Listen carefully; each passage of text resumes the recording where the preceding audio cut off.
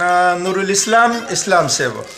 جی تاسو به ما ته چا شعرونه وایي؟ دا محمد اقبال لالا کوپر ضلع ملکن د هغوی اشعار دي جی ارشاد د دې عنوان د پښتنو ته خبردارې شایق صاحبو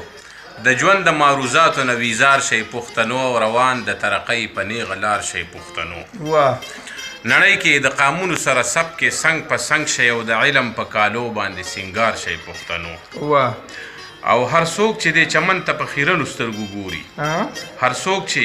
د چمن ته په خیرنو سترګو ګوري او د دوی په سر یو تندر راګزار شئ پښتنو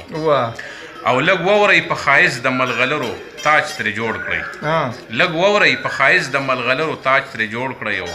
ګلونه د پښتو د دې دستار شئ پښتنو او د وخت د ابرهه لښکر په تن بدن ایره کړئ د وخت د ابرهه لښکر په تن بدن ایره کړئ او بصري د اور جوړ شئ سورنګار شئ پښتنو او نظر کې کګلیچ دی د نظر علاج وکړئ نظر کې کګلیچ دی د نظر علاج وکړئ او دشمن له په بنا سترګو کې خار شئ پښتنو او هر څوک چې په خپل جبر د پښتون حقونه تروړي